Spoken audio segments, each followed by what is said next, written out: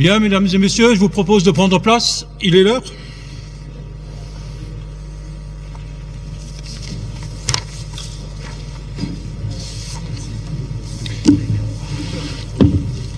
Bien. Merci d'être présent à cette séance de ce, il me semble, deuxième ou troisième conseil municipal de cette année. Alors, en communication, sont absents, ayant donné procuration, Madame Bouchenka à Madame Bettinger, Madame Schweitzer à Madame Becker-Bardelmann, Monsieur Wojciechowski à Monsieur Atmania, Madame Pili à Madame Stelmazik, Madame Guérin à Madame Spire et Madame Bach à Monsieur Mouton. Seront en retard Madame Nassiri qui donne procuration à Monsieur Chahal pendant son absence. Je pense que vous avez tous appris ce qui est arrivé à la famille Guérin. C'est triste et je pense qu'on peut avoir une légère pensée une grande pensée pour cette famille en deuil dans le chagrin. Voilà. Je vous remercie de penser à eux tout simplement. Merci bien. Bien. En point supplémentaire, vous trouverez sur vos tables un point supplémentaire concernant une information que je dois vous donner et un second point concernant, donc là il y a un vote, le recrutement d'un d'agent contractuel pour le remplacement à l'accroissement temporaire d'activité ou accroissement saisonnier d'activité. Est-ce que vous avez des objections? Ajoutez ces deux points. Un quatrième document? Ah, c'est le point supplémentaire sur le recrutement? D'accord, l'autre c'est de l'information, donc vous auriez pu l'avoir. Non, c'est juste c'est un texte que je dis, donc c'est pour information. Ah, ok, je peux vous en parler, hein, c'est juste le titre, avant bien sûr. Alors il s'agit de l'engagement d'une procédure de décharge de fonction d'un emploi fonctionnel. Il s'agit de l'emploi de l'emploi de DGS. Bien. Point numéro 1. Donc la communication, c'est fait. Alors, point de direction générale, modification des compositions des commissions municipales. Donc ça donne suite à la délibération qu'on a eue au conseil municipal précédent, qui consistait à mettre en place la commission la commission que je trouve son nom exact. La commission municipale. Alors, son nom, la 4e commission, démocratie participative. Voilà. Donc nous avions évoqué l'idée que cette commission serait composée des membres de la commission d'origine, hein, où ça s'est détaché, de la commission vie associative, et il avait laissé ouvert à d'autres membres qui souhaitent y participer, donc souhaitent y participer également. Donc on retient, si vous êtes d'accord, donc tous les membres de la commission VA. Se rajoutent, on fait la demande, Monsieur Vecchio et Madame Schweitzer, et Monsieur Atmania est également candidat. C'est ça? Oui, bien sûr. Oui, bah, comme vous nous aviez sympathiquement laissé la possibilité jusqu'au prochain conseil, donc je la saisis, si vous me le permettez. Vous faites bien. Voilà. Et donc, à cette commission, on rajoute Monsieur Vecchio, Madame Schweitzer et Monsieur Atmania. Pas d'objection. La commission est créée ainsi par ses membres. Qui est contre? Abstention? Merci. Point numéro... Ah, important. Point numéro 2. Il s'agit de notre grand projet. Alors, c'est pas seulement notre projet, mais c'est aussi le projet de la communauté d'agglomération. Le point a déjà été évoqué à la communauté d'agglomération la semaine dernière. Il faut en faire de même ici. Donc c'est Alain Letillier qui nous présente ça. Les grandes lignes, hein, les grandes lignes, hein, parce que le point est conséquent, mais vous avez tous les documents. Si vous avez des questions à poser, n'hésitez pas. Monsieur Letillier, vous avez la parole. Merci Monsieur le maire. Donc chers amis élus et collègues élus, donc j'ai l'immense privilège de présenter cette action qui va redéfinir un peu, redonner vie à notre ville. Donc après 6 mois de travail de nos différentes équipes, ville et Casas, après différents échanges, adaptations et investigations, j'ai le plaisir de vous soumettre au vote donc le projet de délibération concernant la transformation de la convention cadre Action Cœur de Ville en opération de revitalisation de territoire. On a procédé à la signature de l'avenant numéro 1 à la convention cadre du 15 octobre 2018. La ville a été sélectionnée parmi 222 villes moyennes bénéficiant du programme Action Cœur de Ville de l'État. Afin de conforter son rôle rayonnant de la ville-centre sur son territoire et de redévelopper son attractivité de manière générale. La convention cadre de ce programme Action Cœur de Ville a été signée le 15 octobre 2018 entre l'État, la commune de Saint-Avold, la communauté d'agglomération Saint-Avold Synergie et les partenaires institutionnels du programme. Je ne vais pas tous les citer, l'État, la Banque des Territoires, etc., etc. La phase d'initialisation de 18 mois a eu pour objectif de définir et d'ajuster le projet de développement et de revitalisation du cœur de ville de Saint-Avold, constitué de plusieurs polarités. Cette étape a été, d'une part, perturbée par la pandémie Covid-19, la modification du calendrier électoral, une refonte complète des exécutifs locaux, comme vous le savez, et intercommunaux, amenant nous tous à avoir une nouvelle gouvernance. Il convient désormais d'intégrer par voie d'avenant à la convention initiale le diagnostic et le projet détaillé comportant un plan d'action. Je rappelle que c'est 38 actions sur l'ensemble, vous avez pu le découvrir dans le document, pour engager ensuite la seconde phase dite de déploiement. Il est précisé que l'avenant numéro 1 à la convention cadre Action Cœur de Ville vaudra homologation en convention ORT, opération de revitalisation du territoire. L'opération de revitalisation de territoire, créée par l'article 157 de la loi portant sur l'évolution du logement, de l'aménagement et du numérique Élan, est un nouvel outil au service des territoires. Elle définit des secteurs d'intervention et emporte des effets juridiques sur les périmètres qui faciliteront le projet de redynamisation de la commune. L'ORT se présente comme une large palette d'outils au service d'un projet de territoire maîtrisé avec des avantages concrets et immédiats. Une fois le projet de territoire défini par les élus en lien avec l'État et les partenaires, la convention ORT confère des nouveaux droits juridiques et fiscaux, notamment pour renforcer l'attractivité commerciale du centre-ville grâce à la mise en place d'une dispense d'autorisation d'exploitation commerciale et la possibilité de suspension au cas par cas de projets commerciaux périphériques. Elle permet aussi de favoriser la réhabilitation de l'habitat par l'accès prioritaire aux aides de l'ANA et l'éligibilité au dispositif fiscal de Normandie dans l'ancien, ce qui est un levier très important pour la rénovation en termes d'habitat. Elle permet aussi de faciliter les projets à travers des dispositifs expérimentaux, comme le permis d'innover ou le permis d'aménager multisite. Elle permet également de mieux maîtriser, notamment par le renforcement du droit de préemption urbain et du droit de préemption dans les locaux commerciaux et artisanaux. L'avenant à la Convention a été partagé avec les services de l'État. La communauté d'agglomération de Synergie, la commune de Valmont pour le secteur de la gare de Saint-Avold-Valmont, j'aime bien le dire toujours, et les partenaires institutionnels du programme. Cet avenant numéro 1 a donc pour objet de préciser la stratégie de la commune et de son intercommunalité au regard des 5 axes développés dans le programme Action Cœur de Ville.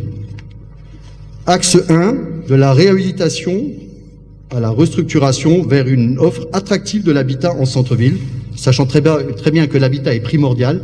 Il faut savoir attirer les jeunes, des gens de qualité au centre-ville pour redévelopper effectivement le commerce aussi de proximité. Ça me paraît essentiel. À noter que ces 6 actions détaillées que vous avez retrouvées dans les annexes. Axe 2, favoriser un développement économique et commercial équilibré. Ça concerne, on a mis beaucoup de moyens sur le levier commerce. Ces 9 actions, des points complémentaires concernant notamment le soutien aux animations commerciales, viendront ultérieurement. Axe 3, développer l'accessibilité, la mobilité et les connexions. 7 actions. Axe 4, mettre en valeur les formes urbaines, l'habitat public et le patrimoine. 5 actions. Fournir l'accès aux équipements et aux services publics. 4 actions. Et le projet se développe également sur des thématiques transversales que sont la transition écologique, l'innovation, le recours au numérique et à l'animation du cœur de ville. Et s'inscrit aussi dans une exigence de concertation citoyenne autour du projet. C'est également 6 actions. L'exposé de son rapporteur étant entendu, je vais dérouler les vues. Donc je vais faire assez rapide et je vais, si vous, avec votre accord, si vous êtes tous d'accord, je vais simplement détailler les points qui ont concerné les dernières délibérations. Donc, vu la convention, la signature de la convention cadre Action Cœur de Ville de Saint-Avold du 15 octobre 2018, vu l'avis favorable de la commission communautaire, promotion et mise en valeur de l'attractivité des centres-bourgs, du numérique et très haut débit, Action Cœur de Ville, du 14 décembre 2020, vu l'avis favorable du comité de projet Action Cœur de Ville des 21 octobre et 20 janvier 2021, vu l'avis favorable des services de l'État, de l'ensemble des partenaires institutionnels du programme Action Cœur de Ville, vu l'avis favorable du comité régional d'engagement du 2 février 2021,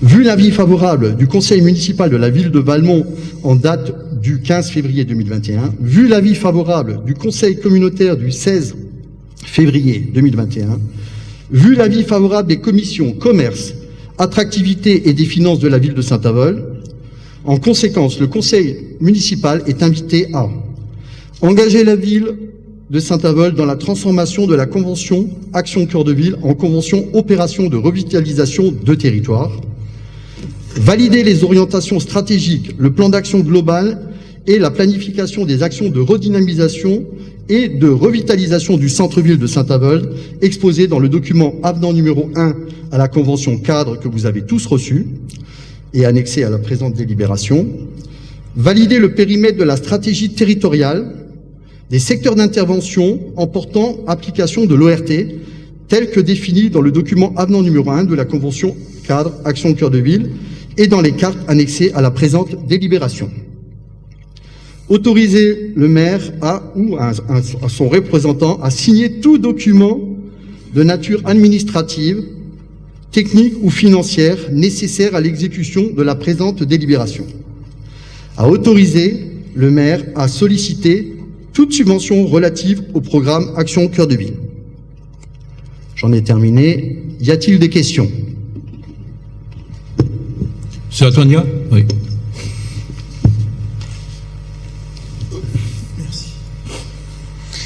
Oui, merci pour cette présentation. Je l'ai dit au conseil communautaire, je le redis, je trouve que cet avenant est plutôt de bonne facture. Permets-moi de te le dire, Alain, tu as insisté sur le travail des 6 derniers mois. Pour ma part, je soulignerai le travail des 18 derniers mois, puisque c'est quand même quelque chose qui est engagé de longue date. La plupart des orientations qui ont été fixées dès le départ de la signature de la convention cadre, je le rappelle, le 15 octobre 2018, ont été suivies. Et je m'en félicite d'ailleurs. C'est une continuité qui va au-delà des comment dirais-je, des positions partisanes, et c'est positif. Si je devais regretter un certain nombre de choses, ce seraient les choses suivantes. D'abord, la modification du périmètre ORT, tel que vous nous le présentez aujourd'hui, en 2 points. Un, son raccourcissement, puisque il était au départ prévu un périmètre ORT qui était un périmètre expliqué par la géologie, par l'historique, à savoir le fond de vallée de Saint-Avold qui existe, qui partait du centre-ville, de la rue Hirschauer, et qui allait jusqu'à l'Agora, qui permettait d'inclure aussi l'Agora, qui est un véritable poumon, je dirais, événementiel pour notre ville de Saint-Avold. C'est là-bas qu'on a le salon de l'habitat, le salon de l'agriculture également, qu'on a des services. Je pense évidemment à ce pôle commercial qui est là, et j'y viendrai plus tard, mais c'est source d'un certain paradoxe pour moi, ou d'une certaine incompréhension. D'autre part, il y a cette ORT à Valmont, puisque vous le dites, on fait une opération de revitalisation du territoire. Je l'ai dit, il y a une zone qui est posée à Valmont, qui inclut la gare, et la gare c'est normal et logique parce qu'il y a une question de mobilité, qui est un des axes prégnants du cœur de ville. Mais je ne voudrais pas, et je le dis plus clairement que ce que je l'ai dit au conseil communautaire, que c'est la création ou la mise en place d'un îlot d'ORT là-bas serve demain à la justification d'un projet de création de siège La Casas face à la gare de Valmont, comme je l'entends murmurer de plus en plus. Sachez d'ores et déjà que c'est un projet, s'il venait à voir le jour, auquel je m'opposerai fermement. On ne peut pas augmenter les taxes de 500% et créer un siège administratif sous couvert d'ORT.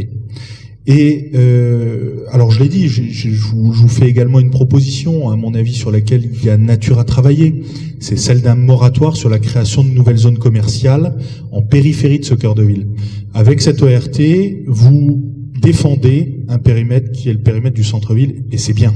Et on le défend ensemble. Je m'inclus là-dedans parce que je pense que ça va, comme je l'ai dit, bien au-delà des intérêts politiques ou des postures. C'est l'intérêt de notre collectivité. Donc, ce que je dirais simplement, c'est qu'il faut, au demeurant, prendre soin de stopper des nouvelles créations de zones commerciales ou de structures commerciales qui gêneraient le développement du commerce et de l'attractivité du centre-ville. Pour en finir, je pense qu'il faut deux choses. Juste sur la sortie de l'ORT, j'avais oublié un regret aussi, c'est d'avoir sorti l'ancienne clinique Saint-Nabor, qui à mon avis n'est pas si loin que ça du centre-ville. Elle est dedans ? Elle est dedans ? Elle est dedans. Bon, j'ai rien dit alors, j'ai mal regardé le tracé. Mais c'est important effectivement de retrouver un projet de reconversion là-dessus. Par contre, j'ai vu que vous avez abandonné l'action télémédecine. Je pense que c'est une erreur parce que je pense que créer un cabinet de télémédecine, peut-être demain au centre-ville, au vu de la conjoncture que l'on connaît, c'est certainement une proposition à reprendre ou en tout cas à recreuser, à étudier pour la suite et pour demain. Et je me permets de faire un point évidemment d'actualité. Nos commerçants de Saint-Avold ont appris la suppression du service de collecte des cartons. Alors, ça peut sembler anodin comme point. Mais c'est un vrai point, parce que la collecte des cartons, c'est la majeure partie des déchets pour la plupart de nos commerçants de centre-ville.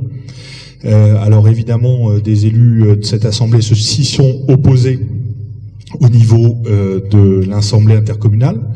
Je le dis d'ailleurs, ça fait partie des actions qui sont inscrites dans la convention que vous nous proposez de valider aujourd'hui. Hein, je prends, c'est la page 27, collecte des cartons, avec un coût et une durée qui est 2018-2025. Donc c'est quelque part assez paradoxal, et j'espère que la ville pourra reprendre ce service dans les meilleures conditions. Et je pense que quand on a des services comme ceux-là, il faut plutôt chercher à les étendre qu'à les supprimer. Il y a un service qui existe municipal à la ville de Morhange qui permet même à la ville de générer des bénéfices avec un partenaire extérieur auquel ils revendent les cartons compactés. Donc voilà peut-être une piste. 3 minutes, non ? Normalement. Je vais pas plus loin. 3 minutes. Promis. Mais on est moins nombreux que d'habitude. Non, mais ça fait rien. Le règlement du conseil municipal doit être tenu quand même. C'est bien calme encore pour le moment, mais c'est très bien ici. Mais je reste calme. C'est très bien ici. Vous voyez, je suis de plus en plus constructif et construit. Très bien. C'est pas mal.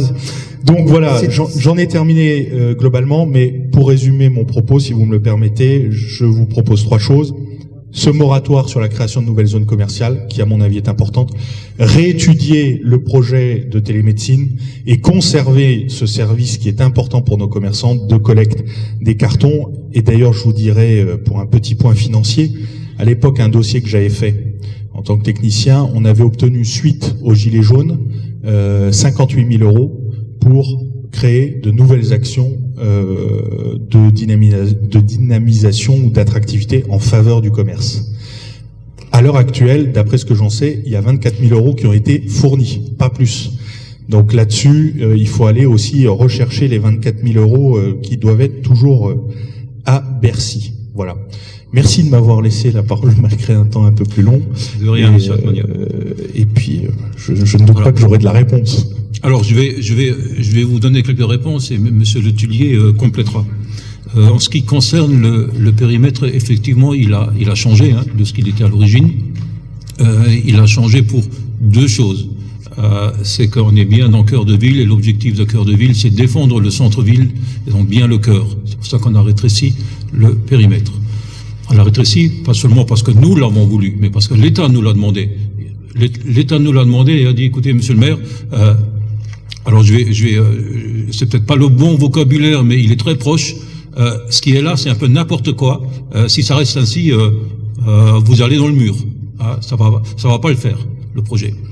Tout à fait, c'est exactement ça. Ça, c'est un point. Alors pourquoi, on peut se poser des questions, pourquoi il a été jusqu'à l'Agora et le fond de vallée, comme vous dites, peut-être que parce que sur tout ce chemin, il y avait un certain nombre d'amis à qui il fallait rendre service. On n'est pas là pour rendre service à des amis ou d'amis, on est là pour avoir un développement de notre centre-ville, une défense de notre centre-ville.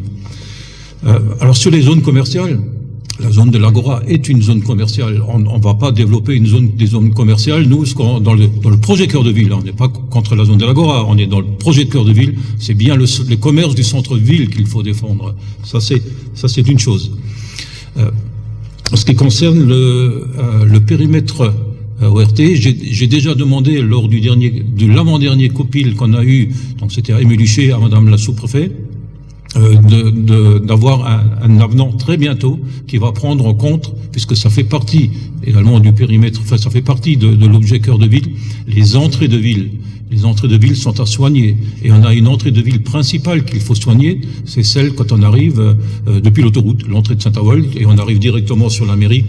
Aujourd'hui, quand on arrive à Saint-Avold, on n'a vraiment pas envie d'aller plus loin que le premier feu rouge et repartir immédiatement.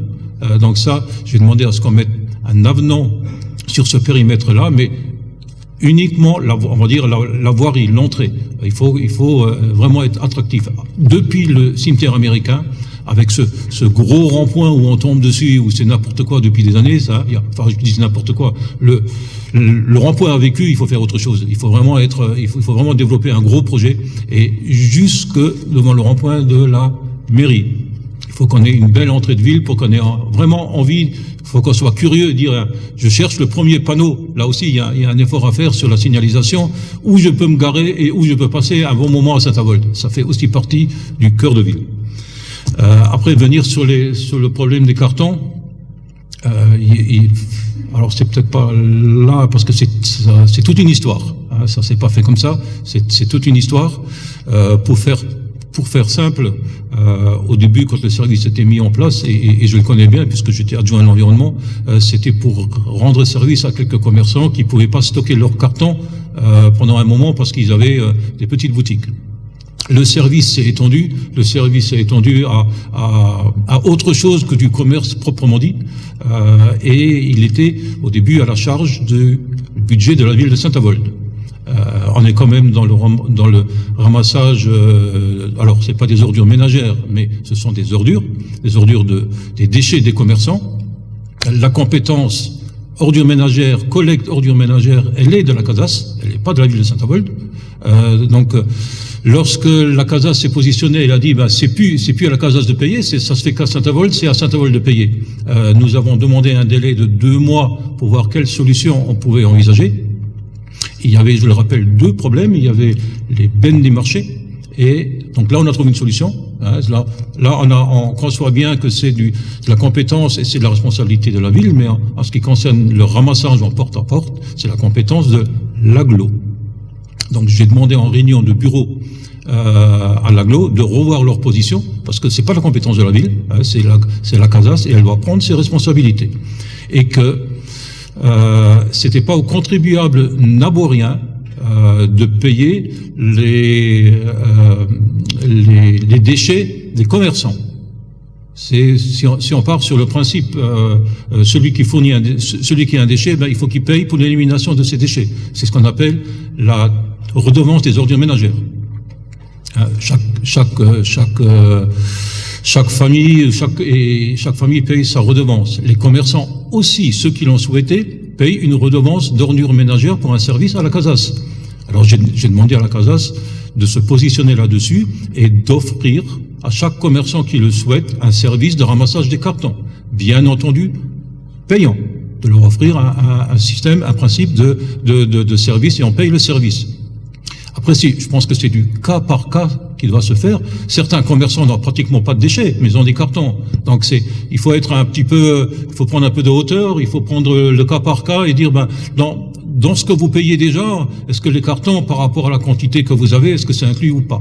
Mais encore une fois, c'est pas aux contribuables de Saint-Avold de payer, c'est pas aux contribuables qui payent ces taxes d'ordures ménagères à la CASAS de payer, puisque c'est des ordures ménagères, mais c'est bien une prestation pour des commerçants. Et c'est dans le sens là que j'ai demandé en réunion de bureau à la CASAS de faire une proposition, d'informer, parce que c'était pas le cas, d'informer les commerçants qui sont concernés, de les informer par courrier que la prestation allait s'arrêter, mais de leur proposer, s'ils sont intéressés, de leur proposer une alternative. Chose qui n'a pas été faite dans le courrier qui leur a été adressé. Donc j'ai demandé au président de la CASA cet après-midi, de compléter cette information et de se retourner vers les commerçants en leur disant, on ramasse plus dans le principe que c'est là, mais on va vous présenter une autre solution. Mais encore une fois, c'est pas le budget de la ville de Saint-Avold qui est déjà, on reviendra lors des conseils municipaux pour le débat d'orientation budgétaire et le budget. On a suffisamment de dettes, pour vous dire simplement, on vient de découvrir encore 1 million de dettes à payer sur des exercices précédents au service technique. 1 million. Alors je comprends bien le problème des commerçants, mais chacun ses responsabilités et il nous faudra un peu de temps pour être à flot. Voilà. Ce qui concerne la partie des cartons, c'est pas simple, et je comprends l'inquiétude des commerçants, mais quand on regarde la liste, j'ai vu la liste des commerçants, il y en a certains, ils sont vraiment en périphérie, et ils ont une quantité assez importante. Alors soit ils vont être d'accord avec ce qui est proposé par la CASAS, ou alors ils peuvent se doter ou aller eux-mêmes à la déchetterie, la déchetterie est ouverte pour ça, ou faire appel à un autre prestataire. Mais en tout cas, ce n'est pas de la compétence directe de la municipalité, c'est de la CASAS. Voilà, pour le problème des cartons, mais je pense qu'on en reviendra encore sur ce sujet. Oui? Oui, je réagis juste, mais beaucoup plus rapidement. Ma problématique, c'est la suivante. Très honnêtement, monsieur le maire, je comprends votre argumentation, mais je pense qu'on est d'accord là-dessus. On est d'accord sur la compétence, on est d'accord sur le principe. Moi, je vous donne mon point de vue. On a des commerçants qui ont dû venir vous voir ou venir voir des gens de votre équipe, comme ils sont venus me voir. Eux, ils ont une problématique. La question, elle est simple. Ils ont aujourd'hui un service. On leur envoie un courrier qui n'est même pas nominatif, qui est glissé sous les portes. Certains l'ont, d'autres ne l'ont pas. Donc il y a déjà une diversité dans l'information. On leur dit, le 1er mars, ça s'arrête. Donc ça veut dire quoi? Ça veut dire même pas 8 jours. Je suis d'accord avec vous. Les types doivent trouver une solution. On leur dit brusquement, la chose s'arrête. Moi, les commerçants, la majeure partie des commerçants que je croise me disent, écoute, Tristan, regarde bien ce que j'ai. Moi, mes déchets, c'est du papier et des cartons. Je paye, le plus petit commerçant à Saint-Avold paye 180 € d'ordures ménagères. Je suis d'accord avec vous, c'est ce que je viens de dire. On a des plus gros qui payent 2000, 3000, etc. Donc là, il y a quand même un vrai souci de forme. Et ça, moi, j'ai du mal à le comprendre. Alors après, que ça soit pas la compétence de la ville, ça, je suis d'accord. Moi, ce que je vous dis simplement, c'est que il y a certaines collectivités dans l'agglo qui procèdent différemment, avec des services qui sont certes municipalisés, mais qui ne coûtent pas à la municipalité. Donc il y a peut-être le moyen de regarder sur un service qui ne coûte pas à la collectivité. Moi, ce que je dis, c'est qu'il y a un problème et qu'il faut trouver la solution, et que face à des gens qui ne sont pas dans les assemblées comme nous pouvons l'être, le fait d'avoir la compétence ou de ne pas l'avoir n'est pas le problème fondamental. C'est le fait d'avoir une problématique. Et en plus de ça, j'ai envie de vous dire, sur le timing, c'est assez catastrophique, parce qu'on est là sur une période Covid. Alors, je voudrais intervenir. On vient encore gêner, emmerder, j'ai envie de le dire. Je suis d'accord avec les commerçants. C'est un non-sens. C'est le moment de les aider, pas de les mettre en difficulté. Est-ce qu'on peut s'exprimer aussi? Je suis d'accord avec vous. Merci. Alors, attends, là, juste pour compléter. Parce que je voulais aussi mettre les points sur les i sur le sujet là. Je termine juste, et puis tu auras la parole. Alors, il y a une autre ville, il y a parce que quand on a demandé un délai, on s'est aussi dit, mais comment ça se fait ailleurs, hein? Alors sur la Casas, il y a une autre ville qui le fait. C'est pas de la dimension de Saint-Avold, on n'est pas dans les mêmes tonnages. Ils le font, c'est vrai que c'est les agents municipaux et ils le mettent dans une mine à carton. C'est un coût aussi, il faut pas dire que ça coûte rien, c'est un coût pour la collectivité, mais ils l'assument, mais c'est un coût acceptable. Là, on est à combien, Pascal? 40 000 euros? 30 000 euros, vous voyez. Donc là, c'est pas, il faut le gérer autrement. Mais c'est pas de notre compétence, je partage votre positionnement. C'est le mien aussi. Ouais. Alors, Alain va compléter. Alors, je voulais compléter déjà sur la partie, effectivement, de la collecte des cartons, hein. Donc, c'est de la compétence de la Casas, le commerce, l'économique et l'environnement. Donc, de toute façon, c'est leur responsabilité. Je suis d'accord sur le fait, sur la forme. Nous, on a voté contre, parce que nous, on soutient à Saint-Avold les commerçants. Notre volonté, après 20 ans de gouvernance plutôt déviante, notre volonté, c'est de redynamiser le cœur de ville avec de la réinstallation de commerçants et les soutenir. C'est au quotidien. Sauf que, effectivement, la Casas encaisse les impôts, la CFE. Elle encaisse également la taxe d'ordures ménagères. D'accord? Donc, en fait, aujourd'hui, en plus, on n'arrête pas de dire aux gens qu'il faut faire du tri sélectif. Donc, on met les cartons de côté, on les collecte et tout. Et la Casas, dans une image qui n'est pas forcément une envie vertueuse, voudrait qu'effectivement, aujourd'hui, les commerçants mélangent tous les déchets parce qu'on leur parle le service de tri sélectif. C'est pas normal. Donc, en fait, encore une fois, j'ai eu des commerçants au téléphone.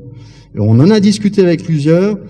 On leur a dit effectivement, le souci, nous, c'est pas nous, on collecte pas l'impôt, on ne gère, c'est pas notre compétence, c'est la Casas. Et en plus, je suis d'accord sur le fait qu'effectivement, d'envoyer un courrier 3 jours ou 4 jours avant ou 5 jours avant le délai, j'ai été prendre hier soir des photos de l'ensemble des déchets devant les magasins. J'ai dit sur mon iPhone, parce que je trouve inadmissible. On leur laisse pas le temps de se retourner. Ils auraient pu faire un courrier clair et explicite bien longtemps en avance, d'autant plus qu'en décembre, notre équipe municipale a dénoncé cela. Pascal, les deux Pascal, ils sont intervenus, on est intervenus, et j'ai encore en plus, ce qui me désespère encore le plus, c'est qu'on signe des avenants à la convention cadre de l'action cœur de ville sur le COPIL.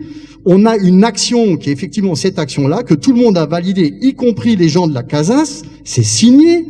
Et en plus, après, on vote au conseil communautaire l'acceptation de cette action cœur de ville, ici, et en même temps, et après maintenant, on revient dessus. J'avais prévenu le président de la Casas en disant que si on en parle à madame la sous-préfète, on va dire d'un côté, on passe des heures à travailler sur des sujets, et ensuite, d'un autre côté, on arrête ces sujets. Donc, je trouve ça dommage. Malheureusement, nous, la ville, on soutient nos commerçants. D'ailleurs, il y a un autre sujet lequel vous avez, vous, participé. C'est la journée nationale du commerce de proximité. Il faut savoir qu'il y a eu aussi, c'est pareil, de la compétence de la Casas. Qui a payé? Qui a payé? C'est la ville, parce qu'il y a eu un désengagement de la Casas. Sur la dernière édition, c'est-à-dire 2020. L'autre édition, c'était 25 000 euros, et nous, on a dû mettre de notre poche 8 000 euros. Je raconte un peu. Alain. Je sais que vous avez participé. Donc c'est inadmissible. Attends. C'est la ville de Saint-Avold qui a payé, et c'est le budget du cabinet qui a payé. Vous voyez, c'est les économies que le maire a fait sur son budget qui a payé. Voilà, merci monsieur le maire. Voilà, et heureusement parce que les commerçants étaient dans une situation un peu comme les cartons, dans une situation difficile. Voilà, donc j'en ai terminé pour la partie carton parce que j'aurais des choses à dire, mais on va laisser la parole à monsieur Laoué. Oui, effectivement, pour revenir sur la commission mixte qui s'est tenue à Hélimer. À Hélimer, Pascal, Jean-Claude, on était donc conviés à cette réunion où effectivement la suspension ou carrément l'arrêt de cette prestation devait déjà se faire au mois de janvier, le 1er janvier. On a réussi à négocier 2 mois supplémentaires de prise en charge, donc à hauteur de 30 000 euros par année. Sinon, ce serait déjà en cours. Oui.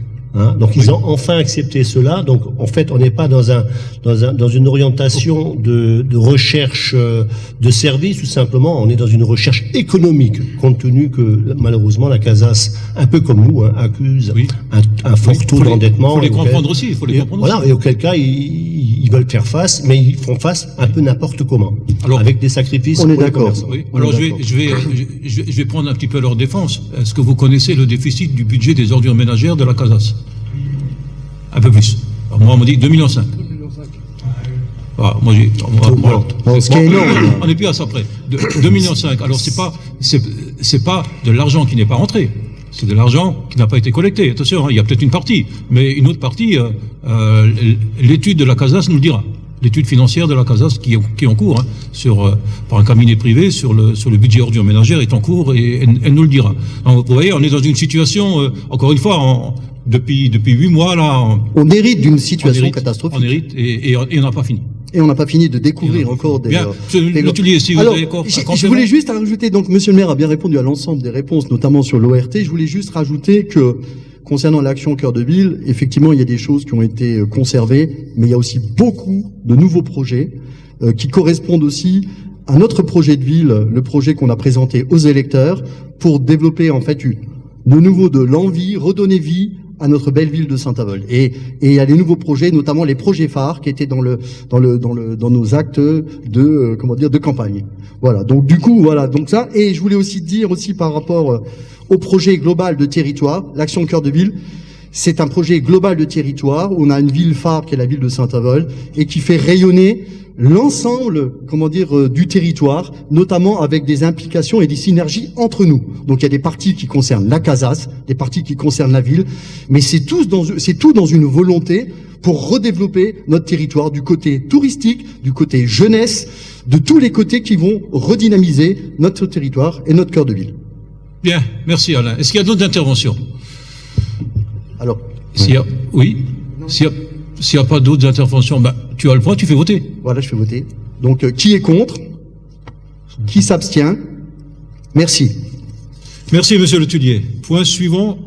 Alors, compétences eau, assainissement, eau pluviale urbaine, convention de gestion de la facturation entre la ville et la régie municipale Énergis. Monsieur Lauer, vous avez la parole. Merci, monsieur le maire. Donc, épisode suivant. Énième épisode, en fait, sur cette fameuse loi NOTRe. Donc, loi NOTRe du 7 août 2015, qui a prévu donc le transfert des compétences eau, assainissement et eau pluviale urbaine aux communautés d'agglomération à compter du 1er janvier 2020. La loi engagement et proximité en date du 27 décembre 2019 a apporté une souplesse à ce principe en introduisant la possibilité pour les EPCI de déléguer à l'une des collectivités membres tout ou partie des compétences relatives à l'eau, l'assainissement et les eaux pluviales urbaines. En s'appuyant sur cette dérogation, le 8 octobre dernier, la ville de Saint-Avold a sollicité la communauté d'agglomération de Saint-Avold Synergie, donc CASAS, afin d'obtenir cette délégation. À compter de cette date, la CASAS bénéficie d'un délai de 3 mois pour se prononcer sur cette demande. Des négociations ont été entreprises avec la CASAS et la préfecture de la Moselle La préfecture de la Moselle a répondu favorablement à la ville de Saint-Avold le 21 novembre 2020 en autorisant cette dernière à se rapprocher de la régie municipale Énergis pour assurer la gestion de ses compétences à condition que les activités exercées en totalité ou en partie puissent être distinguées sur le plan budgétaire et comptable. Par délibération, en date du 22 décembre 2020, la CASAS a accepté de recourir à une convention de gestion de la facturation à intervenir entre elle-même et la ville de Saint-Avold, conformément à l'article L 512-15-27 du Code général des collectivités territoriales. Cette convention confirme que l'exploitation de l'eau, de l'assainissement et des eaux pluviales urbaines est exercée par la CASAS et confie la facturation et le recouvrement donc des redevances eau et assainissement des eaux usées à la ville de Saint-Avold. Cette délégation est accordée pour l'année 2021 et pourra être reconduite jusqu'au 31 décembre 2022. Cette convention a été soumise au conseil municipal en date du 21 janvier dernier. Donc, conformément en termes de cette convention, le conseil municipal est aujourd'hui sollicité afin de confier la gestion de la facturation de l'eau, de l'assainissement et les eaux pluviales urbaines de la régie municipale Énergis. En conséquence, le conseil municipal est invité à accepter de déléguer par voie de convention la gestion de la facturation et du recouvrement des redevances eau et assainissement des eaux usées du territoire de Saint-Avold à la régie municipale Énergis. Dire que cette gestion de la facturation est exercée pour le compte de la CASAS, qui conserve l'exercice de cette compétence. Et enfin, autoriser le maire ou son représentant à signer cette convention et tout document s'y rapportant. Y a-t-il des questions? Monsieur Altmania.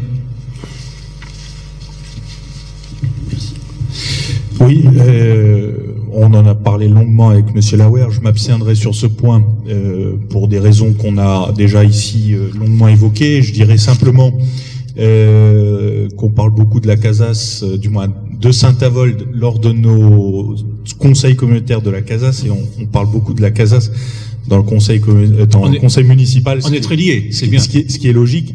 Et d'ailleurs, puisque cette convention, je pense, aura un impact financier demain, alors pas forcément celle entre la ville et Énergis, mais celle entre la ville et la CASAS, c'est cette continuité avec un peu de crainte. Moi, je rappelle, j'en profite juste pour rappeler deux choses en termes de chiffres. Simplement, la CASAS, alors il y a cette question d'ordures ménagères sur laquelle je suis aussi impatient que vous d'avoir les résultats de l'étude du cabinet indépendant. Mais en dehors de ça, lors de la dernière réunion du conseil communautaire, on nous a dit que les finances de la CASAS étaient revenues à un état particulièrement satisfaisant. Il y a 3 mois, on nous disait que c'était une catastrophe terrible.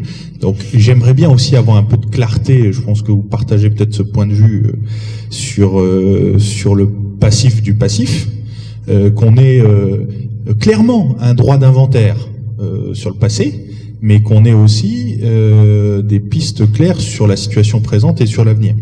Et j'espère évidemment que vous nous tiendrez au courant sur le devenir de ce service, les pistes envisagées et la façon de le préserver au mieux pour le contribuable naborien. Voilà, merci.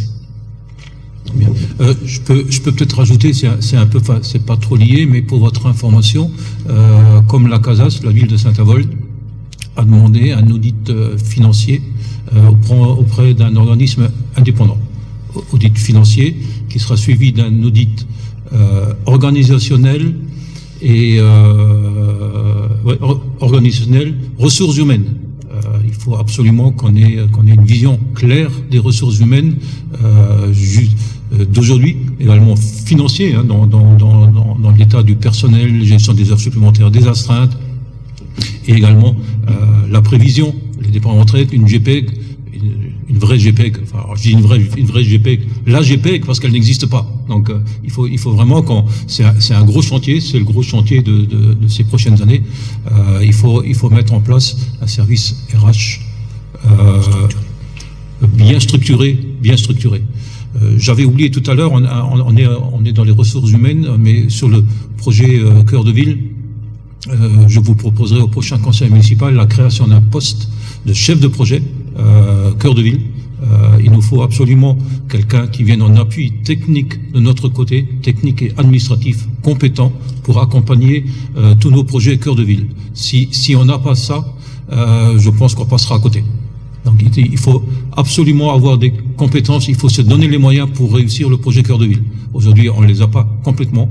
Je souligne l'arrivée de notre DST, qui est quelqu'un de compétent, qui a rapidement, on s'écarte un peu, hein, mais qui a rapidement pris les choses en main, qui a déjà commencé à réorganiser les services techniques et nous proposera avec Madame Kempenich prochainement la réorganisation complète des services techniques. J'ai complété, je me suis un petit peu égaré sur le point, mais c'est important de le dire. Oui.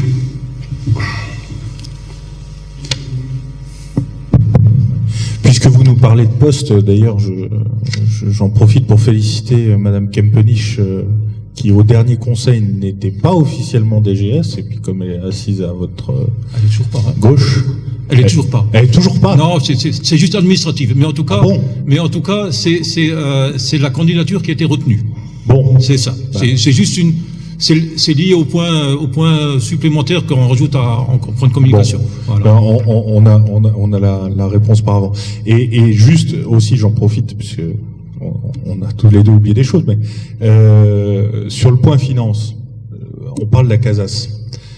J'éclaire simplement sur une chose. Quand on parle de services qui sont transférés de la CASAS à la ville, que la ville doit prendre ses compétences, que la ville doit payer, vous nous avez parlé de la JNCP, ce qui est quand même une hérésie complète et totale. Hein. Sinon, il n'y aurait rien. C'est un événement pour le territoire, attractivité du territoire, c'est la compétence de la CASAS. Et moi, je rappellerai simplement qu'aujourd'hui, en matière de CFE, contribution foncière sur les entreprises, qui est une des grosses recettes de la CASAS, il y a 18 millions d'euros chaque année. Sur les 18 millions d'euros, il y en a quasiment 17 qui proviennent de Saint-Avold et environ. On le sait. Donc à un moment donné, et 1 million côté Centre-Mosellan. Donc 90% des recettes viennent de chez nous. Il faut quand même aussi qu'il y ait des prises en charge par rapport à des dépenses qui sont les nôtres, mais qui ont un intérêt pour tout le territoire. Alors, il y a une chose qu'on a déjà dit et que vous avez redit récemment au Conseil communautaire. Quand une ville va bien, l'agglomération va bien. Et vous faites bien de le résumer là, c'est vrai. C'est vrai. Mais on est alors si je peux dire, on est mariés, mais on est mariés. Alors quand c'est un mariage, on dit pour le meilleur et pour le pire, mais on est mariés pour le meilleur parce que nous devons réussir ensemble. Et nous le ferons. Le président Coscar est là, il est ouvert. Voilà. Il faut réussir. Il faut réussir à faire en sorte que c'est pas une ville et une communauté d'agglomération, c'est un territoire complet. Il faut qu'on se bat pour notre territoire. L'emploi, il n'est pas qu'à Saint-Avold. L'emploi, il est bien au-delà de la CASAS. Monsieur Loher. Oui, j'entends bien, monsieur le maire, mais jusqu'à présent, en fait, on n'a vu que le contraire. Excusez-moi. Je suis désolé de pouvoir dire ce genre de choses que j'ai à contre-cœur, mais finalement, on est à contre-courant. D'accord, c'est bon. Ok. C'est mon avis. Oui, non, mais vous l'avez déjà exprimé. C'est bien. Mais on est là pour débattre et pour donner son avis. Bien. Ça a été voté? Je sais plus. Non, j'ai pas procédé au vote. Non. Donc, qui est contre? Qui s'abstient? Merci. Merci, monsieur Loher. En écho point 4. Donc, alors, point numéro 4, Festival Jeune Public 2021, reporté en 2022. Madame Muller, vous avez la parole. Merci, monsieur le maire. Il y a un petit bouton, peut-être. Allô? Fonctionne? Attends, il en ramène un. Ça fonctionne? Non, ça ne fonctionne pas. Merci. Merci. Je pense que ça va mieux là. Oui. Merci, monsieur le maire. Donc, point numéro 4. L'organisation du 14e Festival Jeune Public qui était programmé du lundi 16 au vendredi 27 mars 2020 n'a pas pu se dérouler en raison de la crise sanitaire liée à la Covid. Il avait été décidé de son report du 15 au 26 mars 2021, mais la situation sanitaire ne permettant pas la réouverture des salles de spectacle et de cinéma dans un proche avenir, la décision d'un nouveau report s'avère nécessaire. La 14e édition devrait donc se dérouler du lundi 14 au 25 mars 2022.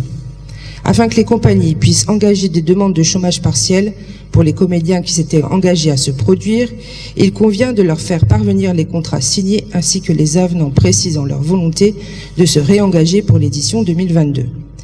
Il vous est proposé, après avis favorable des commissions de la Culture et des Finances, d'autoriser monsieur le maire ou son représentant à signer tous les documents nécessaires au report du Festival Jeune Public.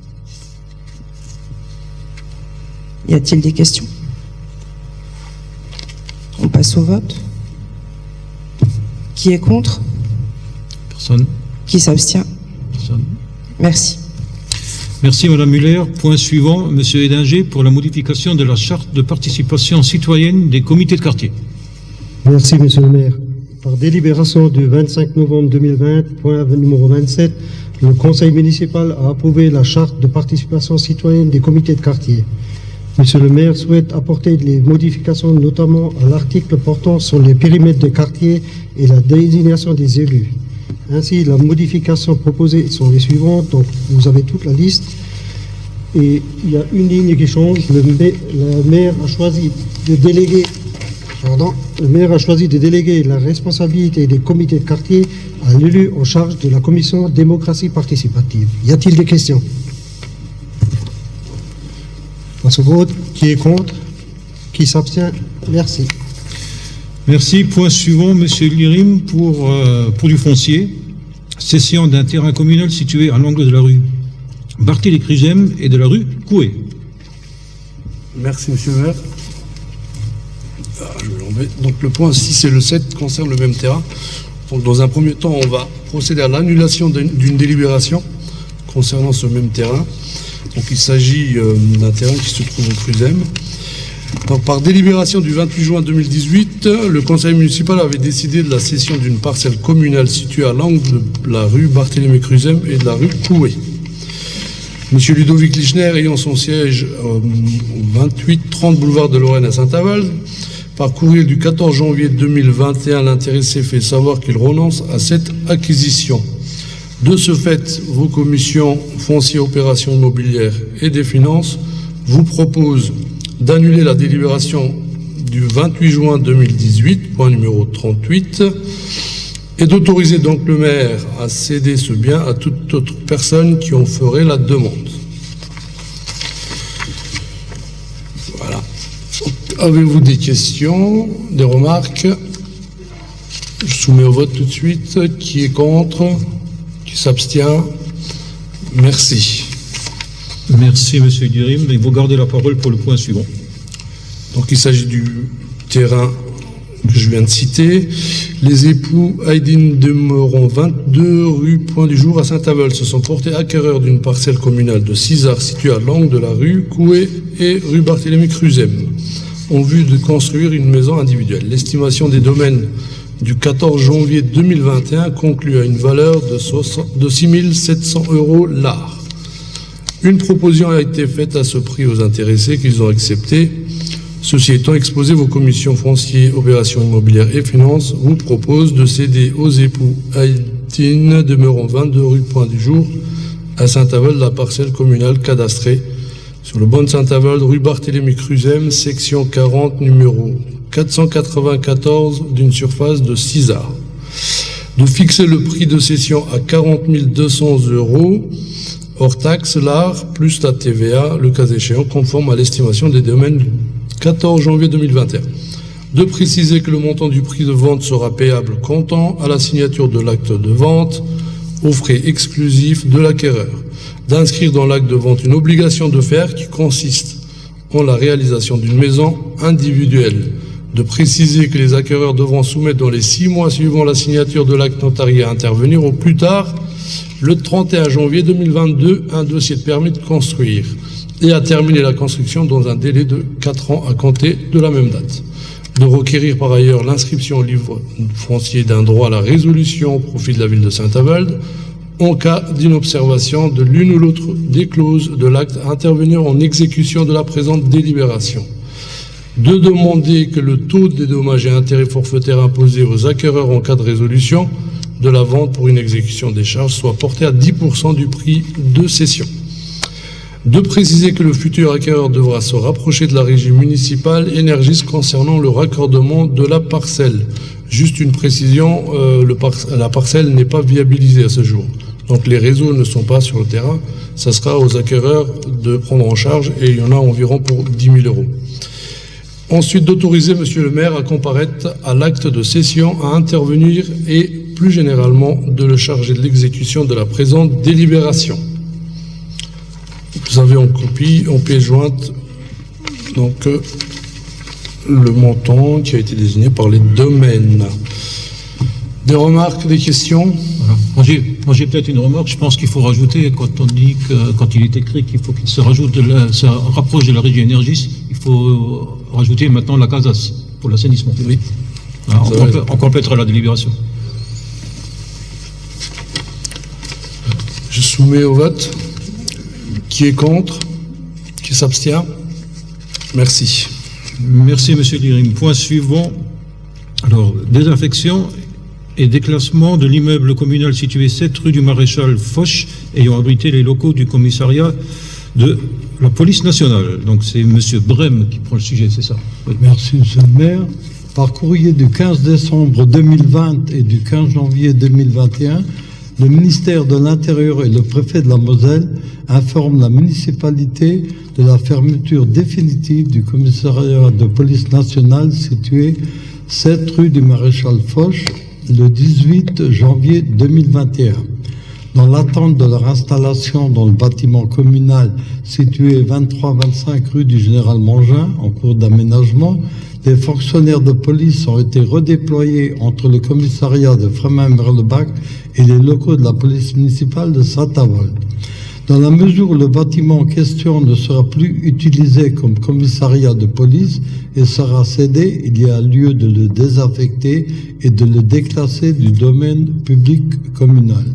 Ceci étant exposé aux commissions foncières, opérations immobilières et des finances, vous propose de désaffecter avec effet immédiat l'immeuble communal situé 7 rue du Maréchal Foch, cadastré section 01, numéro 23, d'une contenance de 10 arts, 17 centiards, et de le déclasser du domaine public communal. Y a-t-il des questions?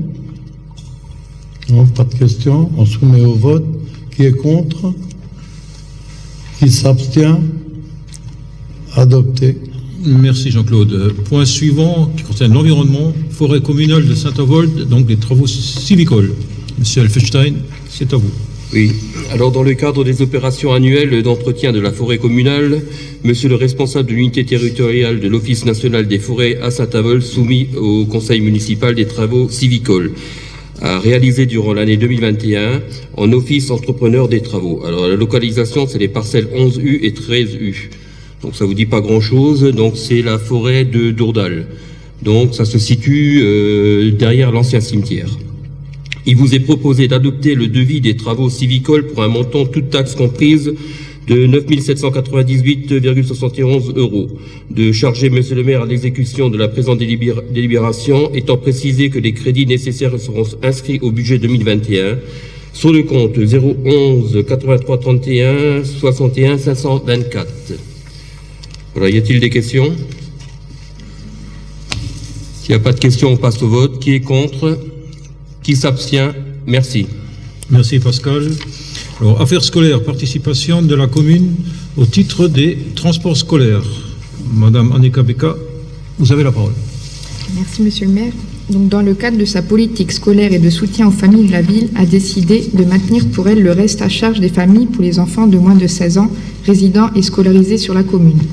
Dans le cadre de la délibération de la délégation de transport urbain intervenue le 24 juin 2019, il est proposé à votre Assemblée de reconduire les dispositions passées, à savoir la prise en charge du transport des élèves de moins de 16 ans domiciliés et scolarisés à Saint-Avold.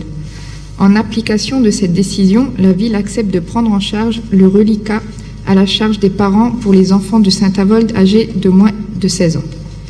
Ce reliquat est fixé par le conseil départemental pour l'année 2020-2021 à 94 € par an pour les enfants domiciliés et scolarisés dans un établissement public ou privé.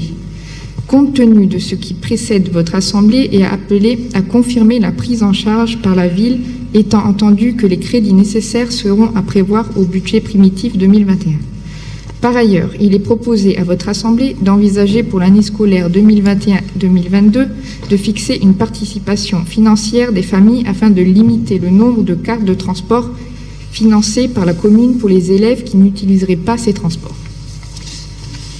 Je vous propose de fixer cette participation à 15 € pour le premier enfant et de 5 € par enfant supplémentaire de la même fratrie. Pour exemple, la participation financière pour une famille de 3 enfants serait de 25 € pour l'année scolaire et pour une famille de 4 enfants serait de 30 € pour l'année scolaire, et ainsi de suite. Je tiens juste à préciser qu'il y avait une erreur faite donc par rapport à... C'était noté pour les enfants donc âgés de moins de 16 ans et domiciliés à plus de 3000 mètres de l'établissement scolaire. Donc ce point a été modifié, il a été supprimé. Oui, donc il n'y a plus de distance. Il n'y a plus de distance. Il n'y a plus de distance, hein, on vient de l'apprendre. Y a-t-il des questions? On passe au vote. Qui s'abstient? Enfin, qui est contre, pardon? Qui s'abstient? Merci. Merci Sophie. Point suivant, nouveau nom de l'école maternelle Sœur Angélique. Alors, M. Herbivaux, vous avez la parole. Oui. Merci, Monsieur le maire. Alors, vu l'article L2121-30 du CGCT, vu l'article L212-4 du Code de l'éducation, l'école maternelle Sœur Angélique, par la voix de son directeur, M. Hambourger, a sollicité la commune pour le changement du nom de l'école. En effet, si l'établissement est connu de tous sous le nom de l'école ronde, son appellation officielle est depuis toujours l'école Sœur Angélique. Cette double identité entraîne des dysfonctionnements au quotidien pour les nouveaux parents à l'occasion des inscriptions, recherche du numéro de l'école dans l'annuaire téléphonique, ainsi que pour les intervenants extérieurs qui ne trouvent pas les coordonnées GPS de l'école dans leur système de navigation. Il est donc proposé au conseil municipal de nommer l'école maternelle ronde. Y a-t-il des questions? Qui est contre? Qui s'abstient? Merci. Merci Kevin. Point numéro 12, adhésion à un groupement de commandes relatif au programme Fusée. Madame Spire, vous avez la parole. Merci. Le rapporteur expose au conseil municipal le point ci-après portant sur le programme intitulé Fusée, initié par le département de la Moselle et l'autorité académique. En effet, fort de son expérience dans les collèges de Moselle, le département, en lien étroit avec les autorités académiques, a lancé une réflexion courant 2019 pour accompagner les élus de son territoire, en leur proposant des solutions structurées et adaptées, répondant aux différents enjeux d'apprentissage des élèves, d'inclusion de publics sensibles, de liens école-famille via l'apport du numérique.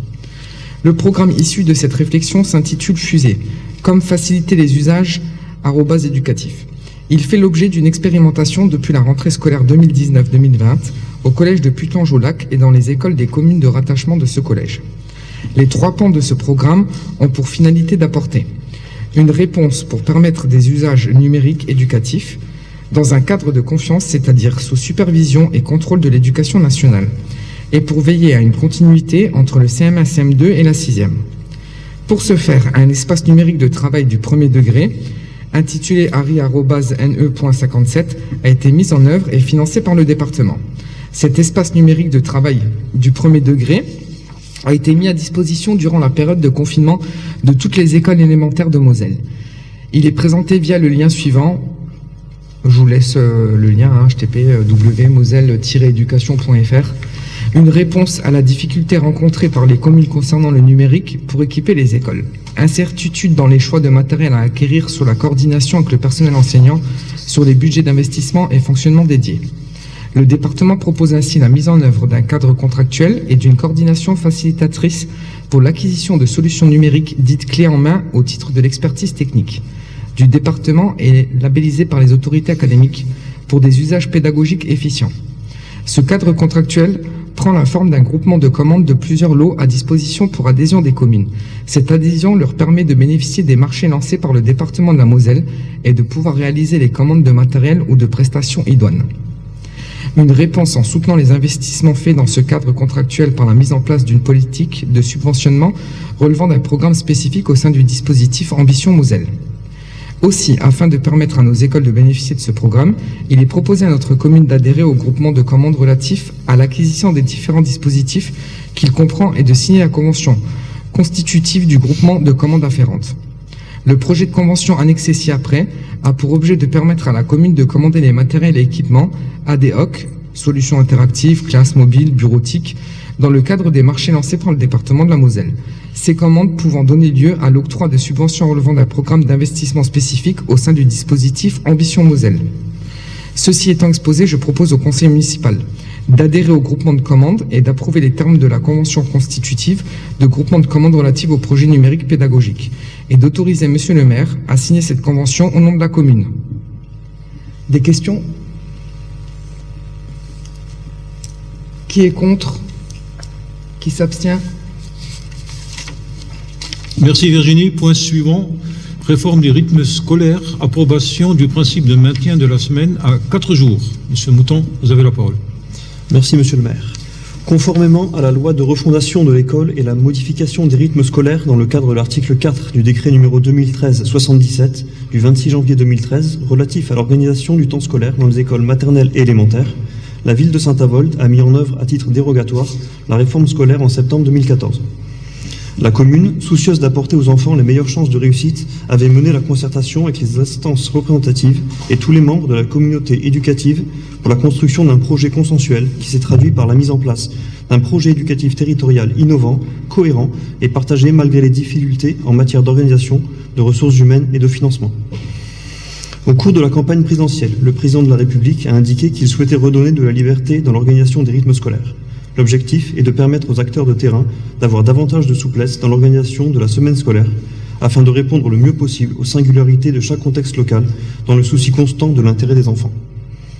Cette démarche s'est concrétisée par la parution du décret numéro 2017-1108 du 27 juin 2017 relatif aux dérogations à l'organisation de la semaine scolaire dans les écoles maternelles et élémentaires publiques, permettant ainsi le retour de la semaine des 4 jours. La ville de Saint-Avold est favorable pour son maintien dans cette démarche, d'autant qu'il y a un consensus local. Néanmoins, la commune, toujours ambitieuse en matière éducative, maintiendra des accueils périscolaires pour favoriser la réussite de nos enfants. Aussi, il voulait demander au conseil municipal d'approuver le principe d'un maintien de la semaine de 4 jours, de prendre l'avis des conseils d'école sur ce maintien de la semaine de 4 jours, de poursuivre et d'adapter le projet éducatif de territoire approuvé par délibération du conseil municipal du 20 octobre 2015 afin de garantir pour chaque enfant un parcours éducatif cohérent et enfin d'autoriser monsieur le maire ou son représentant à signer tout document afférent à ce maintien des rythmes scolaires. Y a-t-il des questions? Alors on passe au vote. Qui est contre? Qui s'abstient? Merci à vous. Merci Olivier. Toujours dans les affaires scolaires, participation financière pour l'achat d'un test psychométrique WISCV. Alors, Madame Bettinger, vous allez nous expliquer. Merci Monsieur le maire. La ville de Saint-Avold a été destinataire d'une demande de Madame Festor, psychologue scolaire de notre circonscription pour l'achat d'un test psychométrique, actualisé WISC-V d'un montant de 1 970 € 34 centimes TTC. Ce test servant sur plusieurs communes où intervient la psychologue scolaire, la ville a sollicité une participation au prorata du nombre d'enfants concernés, à savoir commune d'Elle-les-Villers, 61,57 €, commune de Frémestrophe, 19,11 €, commune d'Altvillers, 59,45 €, commune de Macheren, 221,88 €, commune de Frébouze, 42,46 €, syndicat intercommunal à vocation scolaire, 245,92 €, avec pour la ville de Saint-Avold une participation de 1 319,95 €. Les communes concernées ont pris une délibération favorable à la participation. Ce test est vraiment indispensable pour une évaluation des enfants dont le suivi sérieux est nécessaire. De plus, certaines demandes MDPH ne seront plus accordées aux enfants en difficulté si le bilan réalisé par la psychologue découle d'un matériel obsolète. Il est demandé au conseil municipal d'autoriser monsieur le maire ou son représentant à solliciter les participations auprès des communes concernées. Est-ce qu'il y a des questions? On peut passer au vote. Qui s'abstient? Qui est contre? Merci. Merci Monique. Point suivant, ressources humaines. Donc là, c'est particulier. Hein. Donc c'est protection fonctionnelle et juridique pour la prise en charge d'avocats et de réparation des préjudices subis par un agent, donc Zora Mechlouf. Madame Muller, vous avez la parole. Merci. Les agents publics peuvent être exposés en raison de la nature de leurs fonctions à des relations parfois conflictuelles avec les usagers du service public, ainsi qu'à la mise en cause de leurs responsabilités juridiques. L'article 11 de la loi numéro 83-634 du 13 juillet 83 pose le principe de la protection fonctionnelle. Ainsi, la collectivité est tenue de protéger les agents publics qu'elle emploie, titulaires ou non titulaires, ainsi que les agents l'ayant quitté au titre des frais survenus durant la période où ils étaient en activité des 3 types de situations suivantes. En premier lieu, les agents publics bénéficient de la protection de l'administration contre les menaces, violences, voies de fait, injures, diffamations ou outrages dont ils pourraient être victimes à l'occasion de leurs fonctions. La collectivité doit également réparer, le cas échéant, le préjudice qui en a résulté. La protection peut également être accordée en cas d'atteinte aux biens personnels. La protection fonctionnelle leur garantit la prise en charge par la collectivité des condamnations civiles prononcées à leur encontre par des juridictions judiciaires, dès lors notamment qu'aucune faute personnelle détachable de l'exercice de leurs fonctions n'est imputable. Enfin, les agents publics sont protégés contre les poursuites pénales dont ils peuvent faire l'objet pour des faits ne présentant pas le caractère d'une faute personnelle. L'agent qui souhaite bénéficier de la protection de l'employeur doit en faire la demande par écrit à l'autorité territoriale, en donnant tous les éléments d'information et justificatifs concernant les faits et circonstances motivés cette demande. La collectivité peut également manifester son soutien à l'agent victime par le dépôt d'une plainte, se constituer partie civile auprès de la juridiction pénale pour obtenir le remboursement des sommes versées à l'agent ou le remboursement des frais engagés. La protection fonctionnelle recouvre l'obligation de prévention, actions diverses, individuelles ou collectives, telles que la protection physique, intervention directe auprès de l'auteur, prise en charge médicale ou psychologique. L'obligation d'assistance juridique qui peut prendre plusieurs formes, dont la prise en charge financière des honoraires d'avocat et autres frais de procédure occasionnés, frais d'expertise, d'huissier ou de transport. L'obligation de réparation des différents préjudices subis par l'agent, qui peut agir en justice pour obtenir réparation complémentaire, autre que ce pris au titre de l'accident du travail, douleur morale, préjudice esthétique. C'est ainsi que par courrier en date du 22 octobre 2020, Madame Zora Mechlouf, responsable de la médiathèque du Centre culturel Pierre Messmer, a sollicité la protection fonctionnelle suite à des propos injurieux et racistes de l'un de ses collègues. Ainsi, compte tenu de ce qui précède, il vous est demandé d'autoriser Monsieur le maire à mettre en œuvre la protection fonctionnelle relative aux faits de procédure et honoraires d'avocat, ainsi qu'à tout frais de réparation des préjudices subis par l'agent victime et dus par la collectivité dès lors qu'ils sont juridiquement distincts et cumulables des préjudices établis. Dire que les faits inhérents à ce dossier seront pris en charge par la collectivité et imputés sur la ligne budgétaire 011 charge à caractère général ou compte 6226 honoraires ou 6227 frais d'actes de contentieux selon la nature des actes produits. Y a-t-il des questions? Monsieur Atmania. Oui, merci Monsieur le maire. Pas de grandes questions comme vous l'imaginez sur ce sujet. Je prends simplement la parole pour évidemment exprimer mon soutien à cette agence si les faits se confirment et à tous les agents qui seraient à un moment ou à un autre victimes de propos ou d'injures racistes. Je prends la parole parce que je considère que c'est quelque chose de grave dans une collectivité territoriale, dans le service public.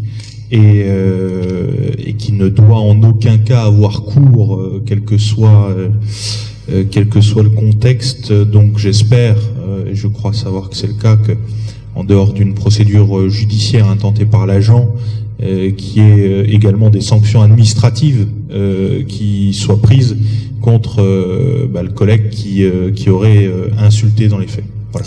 C'est le cas. C'est le cas. Il y a une procédure qui est en cours. Bien, il faut faire voter. S'il n'y a pas d'autres interventions. Oui. Donc,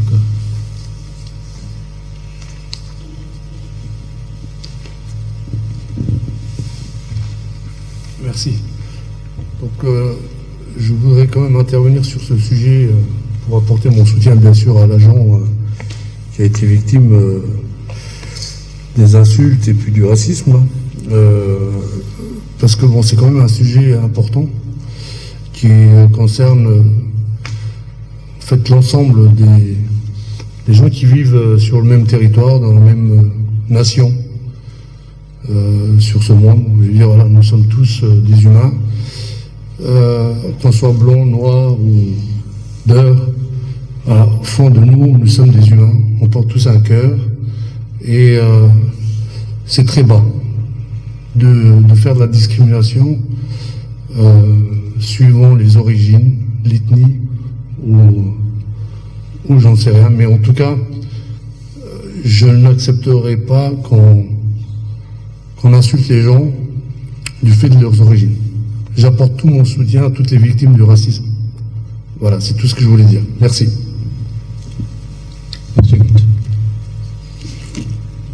Donc, personne n'est contre. Qui s'abstient? Merci.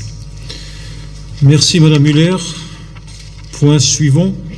Donc, je dois vous rendre compte des décisions que j'ai prises. Donc, il y a plusieurs points. Le premier point qui est la location. Donc, c'est dans le cadre du PPRT. Donc, c'est la procédure qui est ainsi, elle est engagée depuis longtemps contre un local, hein, une activité commerciale qui est dans ce périmètre-là.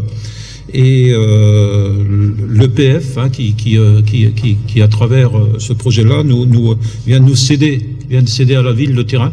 Nous devenons propriétaires du terrain ainsi que des locaux pour une durée limitée. Enfin, je veux dire, une durée limitée pour les locaux. Ces locaux sont aujourd'hui utilisés par la société Outillage 57. Ils sont bien sûr prévenus depuis longtemps.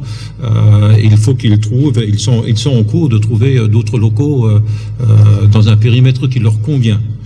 Donc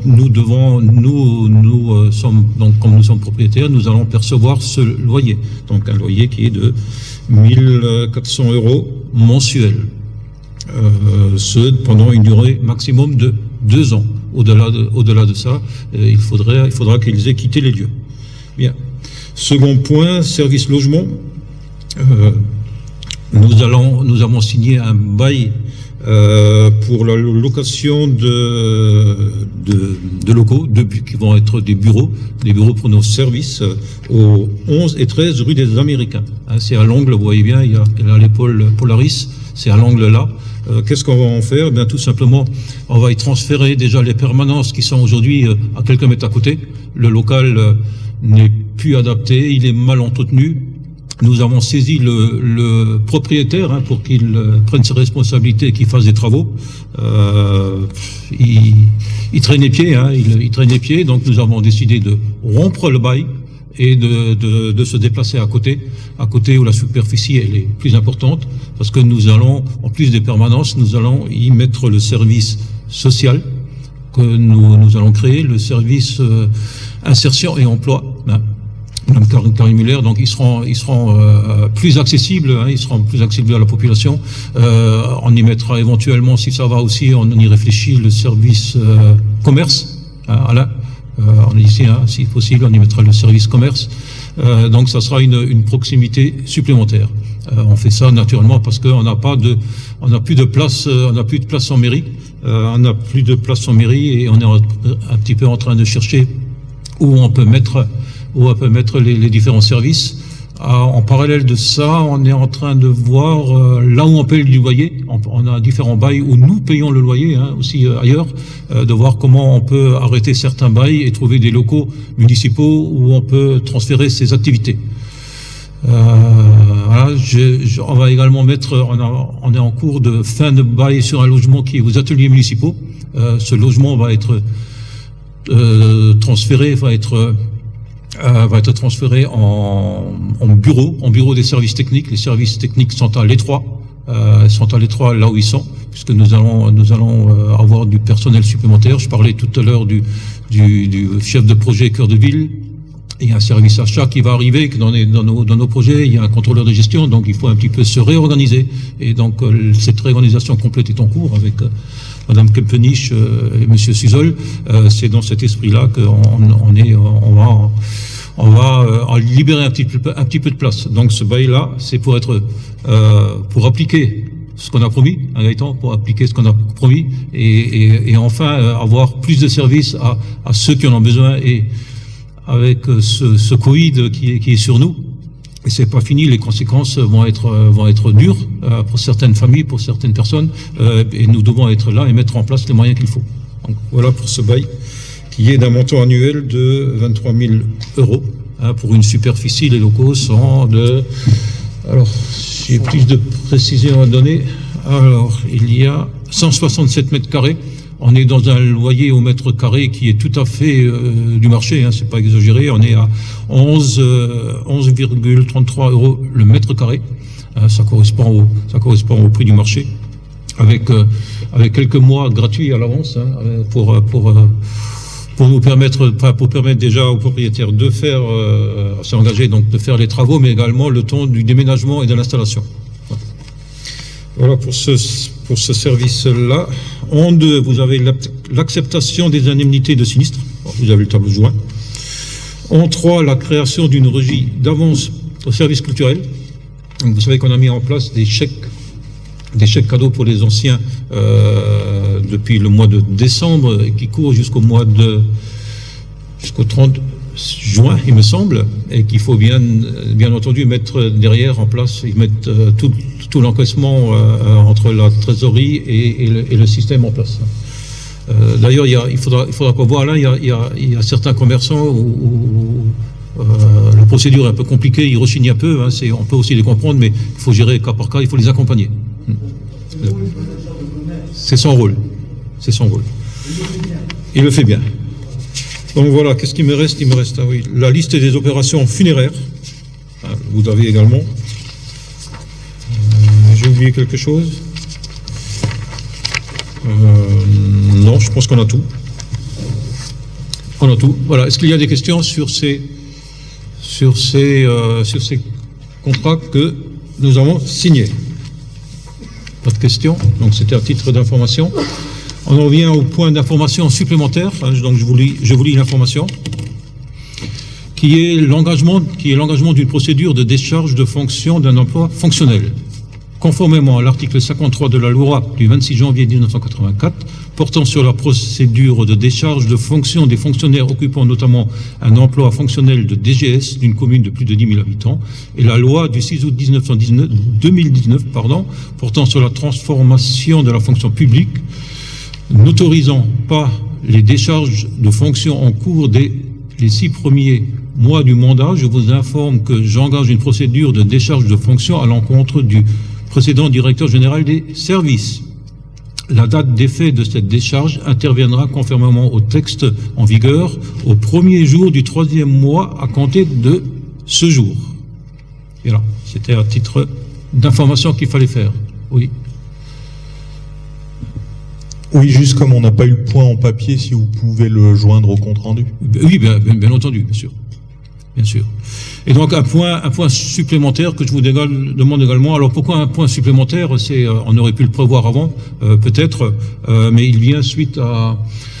C'est lié un petit peu à la période que nous traversons avec le Covid, et nous devons nous préparer à, si cela est possible, et en tout cas nous devons nous préparer et être prêts si on nous demande à installer un centre de vaccination communal ou intercommunal. Il y a une réunion à la Casas qui a eu lieu mardi, avant-hier, et nous allons mettre les moyens en place que nous pouvons. Et nous les avons, il suffit de s'organiser et être prêt. Ça prend un peu de temps, mais le moment où le préfet nous demandera d'assurer une vaccination massive et venir en complément des centres qui existent déjà, nous serons prêts. Il faudra éventuellement engager du personnel spécialisé. Il y aura bien sûr des médecins volontaires. Hein. Dès qu'on activera, que le préfet aura donné son feu vert de principe que nous pouvons démarrer notre démarche, hein. Donc j'attends la réponse du préfet au courrier qu'on a envoyé, et Monsieur le Président Coscarella a également envoyé un courrier, hein. Nous travaillons en partenaire là-dessus. Il faudra entamer les démarches de trouver les ressources nécessaires.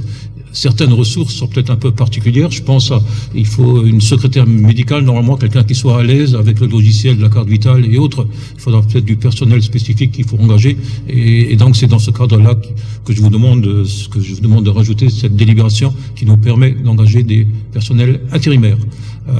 Bien sûr, il y a ce cas-là, mais il peut y avoir d'autres cas dans l'année où on peut avoir recours rapidement à ce type de personnel. Donc c'est Madame Spire qui présente le point. Vu la loi numéro 83-634 du 13 juillet 1983, modifiée portant droits et obligations des fonctionnaires. Vu la loi numéro 84-53 du 26 janvier 1984, modifiée portant dispositions statutaires relatives à la fonction publique territoriale et notamment article 2, modifié par la loi numéro 92-518 du 15 juin 1992, article 4 du 17 juin 1992.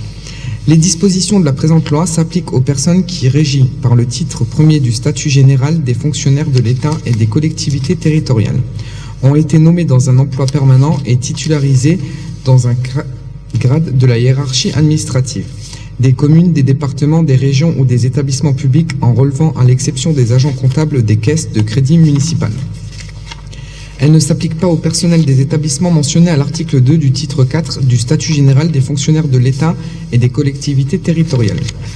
Article 3, modifié par loi numéro 2019-828 du 6 août 2019, article 17. 1. Les collectivités et établissements mentionnés à l'article 2 peuvent recruter temporairement des agents contractuels sur des emplois non permanents pour faire face à un besoin lié à Petit a, un accroissement temporaire d'activité pour une durée maximale de 12 mois, compte tenu, le cas échéant, du renouvellement du contrat pendant une même période des 18 mois consécutifs. Petit 2, un accroissement saisonnier d'activité pour une durée maximale de 6 mois, compte tenu, le cas échéant, du renouvellement du contrat pendant une même période de 12 mois consécutifs. Considérant que les besoins des services peuvent justifier l'urgence d'un remplacement ou d'un renfort de personnel lorsque les agents territoriaux sont indisponibles, le conseiller municipal est invité à autoriser Monsieur le maire, pour la durée de son mandat, à recruter des agents contractuels dans les conditions fixées aux articles 2 et 3 précités, afin de remplacer ou renforcer temporairement un fonctionnaire ou un agent contractuel indisponible. Autoriser Monsieur le maire à déterminer les niveaux de recrutement et de rémunération des candidats retenus selon la nature des fonctions concernées, leur expérience et leur profil. La rémunération sera limitée à celle de l'agent à remplacer. Prévoir les crédits au BP 2021. Des questions? Cher Pania. Oui, évidemment, ça fait partie de la logique. Et ça me rassurerait si vous vous engagiez à publier toutes ces offres qui pouvaient venir au fil de l'eau, au moins sur le site internet de la ville. Je pense que c'est bien en termes de transparence, c'est ce que je vous propose. Alors oui, c'est une bonne idée, mais si je ne me trompe pas, dans leur procédure, c'est du personnel intérimaire, et je pense qu'on passe par une société intérimaire. Hein. Tu me corriges si je dis Non, une c'est bêtise. exact, donc on ne pourra pas publier les offres directement. Oui. Voilà, mais la proposition était bonne. Bien. Qui est contre? Qui s'abstient? Merci. Je vous donne rendez-vous pour le prochain conseil municipal qui se tiendra avant la fin du mois de mars pour le débat d'orientation budgétaire. Bonne soirée.